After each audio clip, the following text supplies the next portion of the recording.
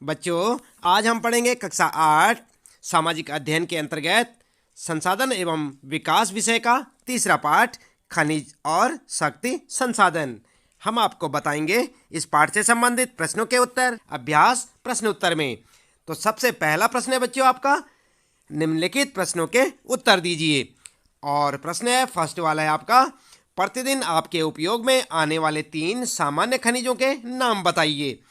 उत्तर में क्या लिखेंगे आप? उत्तर लिखेंगे प्रतिदिन उपयोग में आने वाले सामान्य खनिज हैं लोहा, नमक और ग्रेफाइट। ठीक है, तो इस प्रकार से आप अपना उत्तर लिखेंगे। अगला प्रश्न है बच्चों, सेकेंड क्वेश्चन है, अयस्क क्या है? धात्विक खनिजों के अयस्क सामान्यतः कहाँ पाए जाते हैं? उत्तर लिखेंगे आप, जिन सेलों से खनिजों का खनन किया जाता है वे सेल अयस्क कहलाती हैं। धात्विक खनिजों के अयस्क सामान्यतः आग्नेय और कायांतरित सेलों में पाए जाते हैं। आई ना बात समझ में? तो इस प्रकार से आप दूसरा प्रश्न है आपका और इसका उत्तर लिखेंगे।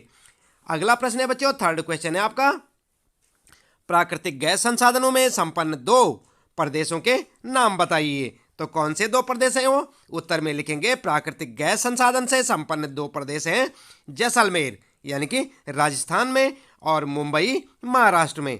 ठीक है ना? तो इस प्रकार से आप जो है 2 प्रदेशों के नाम लिख सकते हैं। ये आपका थर्ड क्वेश्चन और उसका आंसर। अगला क्वेश्चन है बच्चों, निम्न के लिए आप ऊर्जा के किन स्रोतों का सुझाव देंगे? किन के लिए? ग्रामीण क्षेत्रों के लिए, तटीय क्षेत्रों के लिए और शुष्क प्रदेशों के लिए। उत्तर लिखेंगे आप, सबसे पहले बायोगैस, ठीक है, और उसके बाद ज्वारीय ऊर्जा एवं पवन ऊर्जा और तीसरे में पवन ऊर्जा एवं सौर ऊर्जा। क्या समझे आप? ग्रामीण क्षेत्रों के लिए क्या होगा? बायोगैस, तटीय क्षेत्रों के लिए ज्वारीय ऊर्जा एवं पवन ऊर्जा और शुष्क प्रदेशों के लिए पवन ऊर्जा एवं सौर ऊर्जा। तो इस प्रकार से आप अपना उत्तर लिख सकते हैं। समझ गए ना आप?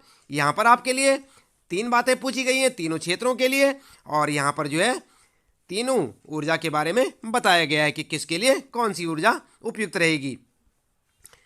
अगला प्रश्न है बच्चों, यहाँ पर ध्यान देंगे, 5 तरीके बताइए या 5 तरीके दीजिए जिनसे कि आप घर पर ऊर्जा बचा सकते हैं।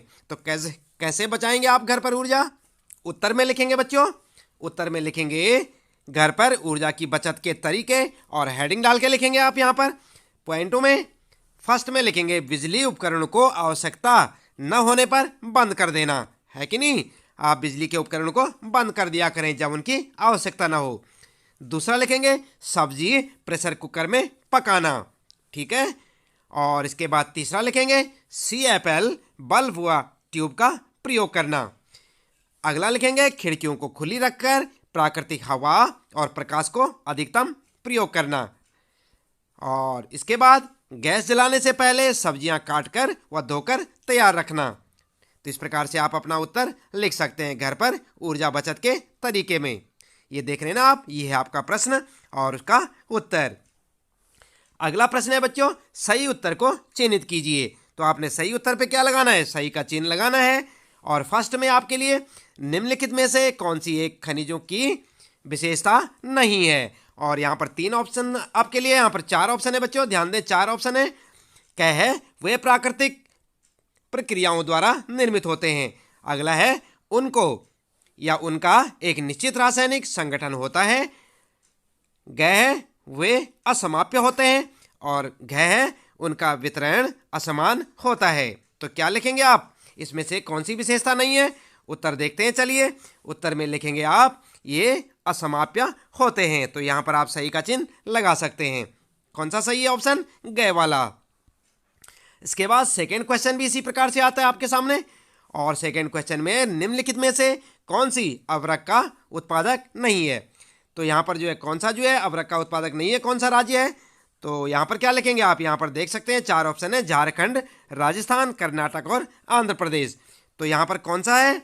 उत्तर में लिखेंगे कर्नाटक। देख रहे हैं ना? तो इस पर आप सही का चिन्ह लगाएंगे। कर्नाटक जो है आपका सही आंसर होगा। इसके बाद बच्चों अगला है थर्ड क्वेश्चन है यहाँ पर और इसके भी 4 ऑप्शन है। निम्नलिखित में से कौन विश्व में तांबे का अग्रणी उत्पादक है?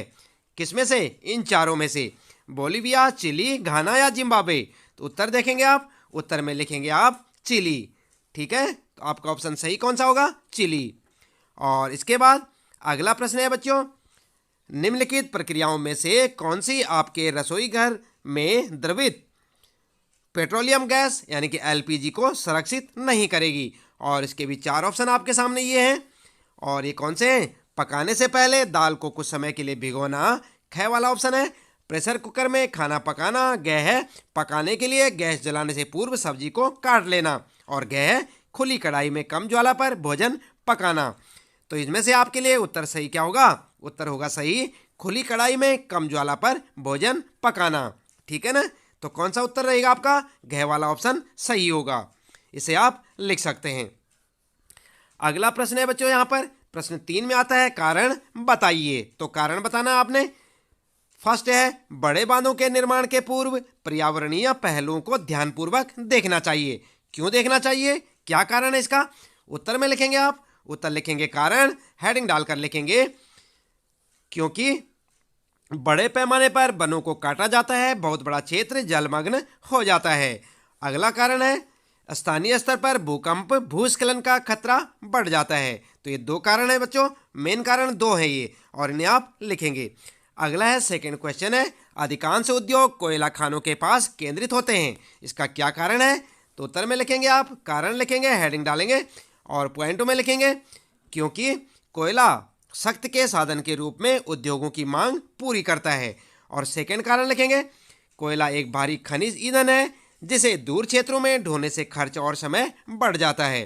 ठीक है ना, तो इस प्रकार से आप अपने उत्तर लिख सकते हैं। अगला है बच्चों, थर्ड क्वेश्चन में पूछा है पेट्रोलियम को काला सोना कहा जाता है। तो क्यों कहा जाता है पेट्रोलियम को काला सोना? इसका कारण क्या है? कारण लिखेंगे उत्तर में और हेडिंग डाल के लिखेंगे पेट्रोलियम और इससे बने उत्पादों के महत्व तथा अधिक मूल्यवान होने के कारण ही इसे काला सोना कहा जाता है। समझ गए ना आप? क्यों कहा जाता है इसे काला सोना? क्योंकि यह मूल्यवान होता है और इसके जो उत्पाद होते हैं इनका अधिक महत्व है। इसके बाद अगला क्वेश्चन आता है बच्चों, आखनन पर्यावरणीय चिंता का विषय हो सकता है। तो कारण क्या है? उत्तर में लिखेंगे कारण और फिर लिखेंगे आखनन खुले गर्त वाली खनन क्रिया जिससे धूल बड़े स्तर पर पर्यावरण में फैलती है, जिससे पर्यावरण प्रदूषण होता है। ठीक है, या जिससे प्रदूषण होता है। इस प्रकार से आप अपना उत्तर इस प्रश्न का लिख सकते हैं। इसके बाद बच्चों चौथा प्रश्न शुरू हो जाता है आपका, और यहाँ पर पूछा है कि निम्नलिखित में अंतर दीजिए या अंतर स्पष्ट कीजिए। फर्स्ट में यहाँ पर आपके लिए पहला है परंपरागत और गैर परंपरागत ऊर्जा के स्रोत। तो इन दोनों में आपको अंतर बताना है। किन दोनों में? परंपरागत और गैर परंपरागत ऊर्जा के स्रोतों में। तो उत्तर लिखेंगे आप। उत्तर इस प्रकार से लिखें, परंपरागत और गैर परंपरागत ऊर्जा के स्रोत में अंतर, और हेडिंग डाल के लिखेंगे बच्चों। सबसे पहले लिखेंगे परंपरागत ऊर्जा के स्रोत किसे कहते हैं? तो यहाँ पर जो है पॉइंटों में लिखेंगे जिन स्रोतों का उपयोग मनुष्य अपनी ऊर्जा की आवश्यकताओं की पूर्ति के लिए लंबे समय से करता है, चला आ रहा है। और इसके बाद अगला लिखेंगे इन स्रोतों का भंडार सीमित है तथा ये नवीनीकरणीय ऊर्जा स्रोत हैं। ठीक है, अगला पॉइंट लिखेंगे इन ऊर्जा स्रोतों के उपयोग से प्रदूषण होता है। कोयला, पेट्रोलियम, प्राकृतिक गैस आदि परंपरागत ऊर्जा स्रोत के उदाहरण हैं। ठीक है ना, तो ये क्या था आपका पहला परंपरागत ऊर्जा के स्रोत के बारे में। इसके बाद अगला है गैर परंपरागत ऊर्जा के स्रोत क्या होते हैं। तो चलिए जान लेते हैं। जिन स्रोतों का उपयोग मनुष्य अपनी ऊर्जा की आवश्यकताओं की पूर्ति के लिए परंपरागत ऊर्जा स्रोतों के विकल्प के रूप में करने लगा है। अगला पॉइंट है जिन स्रोतों का भंडार सीमित नहीं है और ये नवीकरणीय ऊर्जा के स्रोत हैं। अगला पॉइंट लिखेंगे इन ऊर्जा स्रोतों के उपयोग से प्रदूषण नहीं फैलता, और सौर ऊर्जा, पवन ऊर्जा, ज्वारीय ऊर्जा गैर परंपरागत ऊर्जा स्रोत के उदाहरण हैं। तो आई बात समझ में किस प्रकार से आप परंपरागत और गैर परंपरागत ऊर्जा के स्रोतों में अंतर बता सकते हैं। तो इसी प्रकार से आप लिखेंगे। इसके बाद बच्चों अगला है आपके लिए अंतर बताने के लिए बायोगैस और प्राकृतिक गैस में अंतर बताना है आपने। तो उत्तर में लिखेंगे बायोगैस और प्राकृतिक गैस में अंतर। सबसे पहले लिखेंगे हम बायोगैस। क्या लिखेंगे? बायोगैस। और पॉइंट में लिखेंगे यह मानव निर्मित संसाधन है। दूसरा पॉइंट लिखेंगे यह जैविक अवशिष्ट जैसे मृत पौधे और जंतुओं के अवशेष, पशुओं का गोबर आदि से तैयार की जाती है। अगला पॉइंट लिखेंगे बच्चों, इसका उपयोग खाना पकाने तथा बल्ब जलाने आदि में घरेलू जरूरतों के लिए किया जाता है। अगला लिखेंगे, इसके प्लांट ग्रामीण और शहरी दोनों क्षेत्रों में लगाए गए हैं। ठीक है ना। तो किसकी बात हो रही है? बायोगैस की। अब देखते हैं प्राकृतिक गैस किसे कहते हैं। तो प्राकृतिक गैस भी आप जो है पॉइंटों में लिखेंगे। यह प्राकृतिक संसाधन है, यह पेट्रोलियम निक्षेपों के साथ पाई जाती है। इसका उपयोग घरेलू और वाणिज्यिक ईंधनों के रूप में किया जाता है। ठीक है ना। अगला पॉइंट लिखेंगे, भारत में प्राकृतिक गैस जैसलमेर, कृष्णा, गोदावरी डेल्टा और त्रिपुरा और मुंबई के अप तटीय क्षेत्रों में पाई जाती है। ठीक है, समझ गए ना आप। तो इस प्रकार से बायोगैस और प्राकृतिक गैस में अंतर आप बता सकते हैं। इसके बाद बच्चों अगला है अंतर बताने के लिए लोहा और अलोह खनिज। इन दोनों में आपने अंतर बताना है कि लोह खनिज और अलोह खनिज किसे कहते हैं। तो अंतर लिखने के लिए आप सबसे पहले लिखेंगे लोह खनिज और पॉइंट में लिखेंगे, जिन धात्विक खनिजों में लोह अंश पाया जाता है उन्हें लोह खनिज कहते हैं। दूसरा पॉइंट लिखेंगे, लोह अयस्क, मैग्नीज, क्रोमाइट इत्यादि लोह खनिज के उदाहरण हैं। ठीक है ना। तो इस प्रकार से आप लोह खनिज के बारे में लिखेंगे। नंबर 2 पे लिखेंगे अलोह खनिज, जिन धात्विक खनिजों में लोह अंश नहीं पाया जाता जैसे सोना, चांदी, तांबा आदि अलोह खनिज के उदाहरण हैं। तो इस प्रकार से समझ गए ना आप लोह और अलोह में अंतर। इसके बाद अगला अंतर बताना आपने धात्विक और अधात्विक खनिज में। तो आप क्या करेंगे, उत्तर लिखेंगे धात्विक और अधात्विक खनिजें और उसके बाद जो है नंबर 1 लिखेंगे धात्विक खनिज और फिर लिखेंगे पॉइंटों में, जिन खनिजों से धातु प्राप्त होती है उनको पीटकर पतली चादरों, यहाँ पर जो कादर ना लिखें चादर लिखें, चादरों के रूप में परिवर्तित किया जा सकता है। इनमें चमक होती है, इन्हें क्या कहते हैं? धात्विक खनिज। दूसरा पॉइंट लिखेंगे लोह अयस्क, मैग्नीज, क्रोमाइड, सोना चांदी इत्यादि धात्विक खनिज के उदाहरण हैं। ठीक है ना। इसके बाद अधात्विक खनिज में लिखेंगे हेडिंग डाल के, जिन खनिजों से धातु प्राप्त नहीं होती है ये पीटने पर टूट जाते हैं, इनमें चमक नहीं होती है, जैसे संगमरमर, कोयला, अवरक, पेट्रोलियम इत्यादि अधात्विक खनिजों के उदाहरण हैं। तो समझ गए ना आप धात्विक खनिज किसे कहते हैं और अधात्विक खनिज किसे कहते हैं। तो इस प्रकार से आप अंतर बता सकते हैं। इसके बाद बच्चों यहाँ पर जो है 5वां प्रश्न आता है आपके लिए और यह है क्रियाकलाप से संबंधित प्रश्न है। और नंबर 1 पे लिखेंगे, हमारे जीवन में उपयोग किए जाने वाले विभिन्न प्रकार के ईंधनों को प्रदर्शित करने के लिए पुरानी पत्रिकाओं से चित्रों का प्रयोग करें और उन्हें अपने सूचना पट पर प्रदर्शित करें। क्या समझे आप? यहाँ पर जो है पूछा गया है कि हमारे जीवन में उपयोग किए जाने वाले विभिन्न प्रकार के ईंधनों को प्रदर्शित करने के लिए पुरानी पत्रिकाओं से चित्रों का प्रयोग करें। तो आपने क्या करना है, पुरानी पत्रिकाएं ढूंढनी है, उनसे चित्रों को कलेक्शन करना है और उन्हें अपने सूचना पट पर प्रदर्शित करें। आपके विद्यालय में सूचना पट होगा तो वहाँ पर आप उन्हें लगा सकते हैं। अगला है ऊर्जा संरक्षण की युक्तियाँ जिन्हें आप अपने विद्यालय में अपनाएंगे, उन पर प्रकाश डालते हुए एक चार्ट बनाइए। तो ये भी आप स्वयं से बना सकते हैं। इसके बाद है बच्चों अगला है, सलमा की कक्षा ने विद्युत उपभोग सर्वेक्षण के द्वारा अपने विद्यालय का ऊर्जा लेखा परीक्षण करने के लिए एक कार्य अभियान चलाया। उन्होंने विद्यालय के छात्रों के लिए सर्वेक्षण पत्रक तैयार किए। ठीक है ना।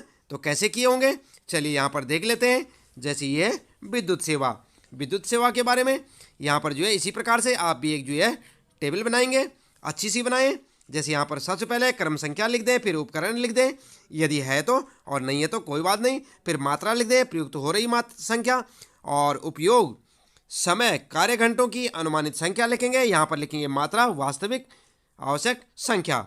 इस प्रकार से आप जो है टेबल बनाते चले जाएंगे। यहाँ से आप टेबल को देख सकते हैं कि इसमें क्या क्या आपको लिखना है। समझ रहे हैं ना। और इसके बाद क्या करेंगे आप, इसके बाद आप जो है इसे जो है इन कॉलमों को जहाँ जहाँ खाली पड़ी हुई है इन्हें आप चाहें तो भर सकते हैं। ठीक है ना बच्चों। और इसके बाद जो है आगे पढ़ लेते हैं। यहाँ पर क्या कहा है, सर्वेक्षण के दौरान एकत्र किए गए आंकड़ों का प्रयोग करते हुए विद्यार्थियों ने एक माह में उपभोग की गई इकाइयों और अनुमानित व्यय की गणना की और पिछले माह के विद्युत बिल से इसकी तुलना की। उन्होंने पंखों, बत्तियों और बंद न किए गए अन्य उपकरणों द्वारा उपभोग की गई विद्युत के अनुमानित मूल्य की भी गणना की। इस प्रकार उन्होंने उस मात्रा पर प्रकाश डाला जो बचाई जा सकती थी और ऊर्जा संरक्षण के लिए सामान्य आदतों के सुझाव दिए। जैसे क्या दिए थे सुझाव, आवश्यकता न होने पर उपकरणों को बंद कर देना, आवश्यकता अनुसार न्यूनतम उपयोग और खिड़कियों को खुली रखकर प्राकृतिक हवा और प्रकाश का अधिकतम उपयोग करना और बत्तियों को धूल रहित रखना। ठीक है ना। तो इस प्रकार से आप लिख सकते हैं। जहाँ तक इसकी बात करते हैं बच्चों, तो इस तालिका को आपको जो है स्वयं से भरना है। इसके बाद यहाँ पर ध्यान देंगे आप दिए गए निर्देशों के अनुसार उपकरणों की उचित देखभाल और उपयोग करना। क्या आप इस सूची में कुछ और युक्तियाँ जोड़ सकते हैं? आप घर पर इसी प्रकार का सर्वेक्षण कर सकते हैं और तब इसका विस्तार अपने पड़ोस तक कर सकते हैं और अपने पड़ोसियों को भी ऊर्जा के प्रति जागरूक कर सकते हैं। तो करेंगे ना आप? तो क्रियाकलाप में आपने क्या क्या करना है विद्यार्थी स्वयं करें। देख रहे हैं ना आप क्रियाकलाप में फर्स्ट, सेकंड और थर्ड में। तो यहाँ पर जो है आपने जो है स्वयं से ये सब कुछ खुद करना है। क्रियाकलाप वाला जो है आपका, ये आपके लिए खुद के लिए है, तो आप अपने हिसाब से कर सकते हैं। बच्चों, इसके साथ ही इस पाठ से संबंधित प्रश्नों के उत्तर समाप्त होते हैं। आपको याद होगा आज हम पढ़ रहे थे कक्षा 8 संसाधन एवं विकास विषय का तीसरा पाठ खनिज और शक्ति संसाधन। हमने आपको बताए इस पाठ से संबंधित प्रश्नों के उत्तर। उम्मीद है कि आपको अच्छे से समझ आए होंगे। इसी प्रकार लगातार जुड़े रहे हमारे साथ और देखते रहे अपने सारे प्रश्नों के उत्तर। चैनल को यदि आपने अभी तक सब्सक्राइब नहीं किया तो सब्सक्राइब अवश्य कर दें, बेल आइकन दबा दें ताकि आपको आने वाली प्रत्येक वीडियो की नोटिफिकेशन भी मिलती रहे।